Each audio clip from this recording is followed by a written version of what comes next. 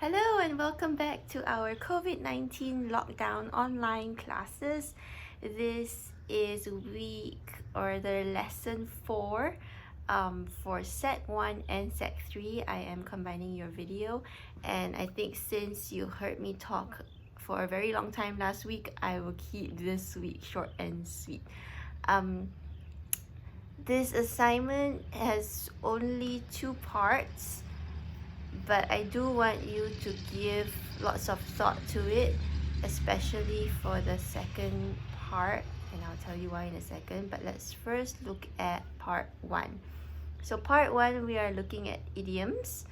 I am not giving you the meanings of these idioms. I want you to try to kind of figure it out on your own based on the context, based on the answers that are given to you. Select the one that seems the most plausible to the situation, okay?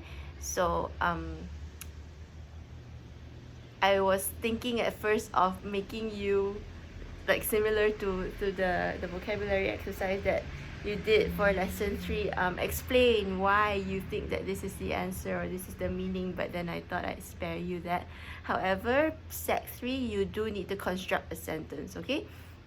So set 1, you just have to answer the question. Set 3, once you answer the question, based on your answer, you will need to construct your own sentence using that same idiom to see if you actually know how to use it accurately.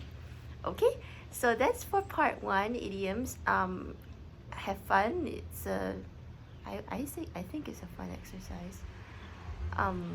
And then we will go on to part 2. Now part 2 is a writing exercise. We are going to be talking about vertical time. So I hope you all know this. Horizontal is a line that goes straight across, and a vertical line is one that goes from top to bottom or bottom to top, okay? So something that's straight like this is vertical, something like this is horizontal. Now, when we talk about a timeline, or when we are writing a narrative or a story of any kind, we tend to have the horizontal timeline, right? That's very clear. This happened, and then this happened, and this happened, and this happened. So you are going in a linear timeline, okay? That's the horizontal one, where you talk about the sequence of events that take place. Sometimes on that same horizontal line, you have flashbacks. So for example, you're in the future, and then you have to go backwards and talk about something, and then you come forward again. These are different techniques that writers use to make the story more interesting, right?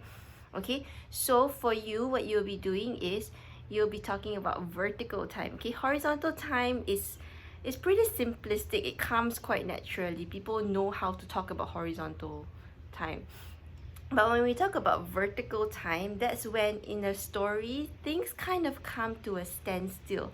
So in that moment, nothing else happens. There's no progression of events. However, you stop to take in the surroundings, okay? So this is where you have to begin to use very descriptive language, and you talk about your senses, what you see, what you feel, what you hear, okay? So she sat there in that moment and listened, okay? So you talk about what the person hears, what the person feels. There was a breeze coming in through the window, or a car was passing by. You don't have to use overly used words like she heard, she saw, or she felt so much, but try to be creative with your words, okay? So remember, when we're talking about show don't tell, okay, try to use words that display how the person is carrying out or feeling these senses, rather than just explaining it and telling your audience what these things are happening, okay? So look at the example that I've given to you. The line, the setting that is given to you is the place looked amazing, okay? So the place looked amazing. It can be any kind of place. It can be a shopping mall, it can be a school, it can be a cafeteria, it could be a hospital, it could be just about anything. But think about a situation in which the character would say something about the place, okay? So the example that's given to you is the place looked amazing. The trees twinkled with fairy lights, soft jazz music danced in the evening breeze. I closed my eyes and felt a gentle hush settle all around me. Okay, so you can imagine that this is probably something like a backyard or a garden of some kind that has been transformed for a particular occasion. We don't know what it is. It could be some romantic evening surprise, or it could be a birthday party. It could be just about anything where somebody has taken the effort to transform the place into something else. Or it could be maybe the person's wedding and she is seeing it for the first time. Everything that she had planned for so many months has now come to fruition, and you are seeing it for how it actually is, and everything that you imagine actually turned out the way that you hoped for it to. Okay, so that is the situation for this particular setting. But then go on to the next numbers. I was walking through a dark alley. Okay, so then if you're talking about the dark alley, talk about all the other different things that could happen. You could hear critters running around, or you can maybe say that it was just an eerie silence. There was nothing. The air was dead. There was no air and there was no breeze, nothing. It was just still. And then maybe you can talk about the feelings. How did you feel? Did your stomach start to churn, or did your heart start to pump faster? All of these different things you can talk about. Okay, yeah, maybe you saw a shadow, maybe you didn't. I don't know, that's completely up to you. Okay, how you want to say it. I heard a dog barking. Now these numbers are completely unrelated. Okay, you don't have to link them together. So I was walking through a dark alley and I heard a dog barking. Completely different settings. You could be back to a sunny day in the middle of a park when you heard a dog barking, or you could once again be in another dark alley. I don't know, that's up to you. Okay, so yeah, look through the settings. Each one of them you have to have 3. One thing about vertical time, so this is just an exercise, right? It's a practice for you to get this going. But say for example, you are writing an essay, you're writing a story, and you don't want it to be too long. The danger about vertical time when you have to think come to a standstill, you have to make sure that you know how to pace yourself. So you want to have just enough to make it interesting. You stall the story for just that moment so that you can explain certain things to get your reader sucked into the situation, but you don't want to have that happen again and again and again. Okay, so you don't want to have so many vertical times throughout your horizontal timeline. You need to choose very sparingly how you use them.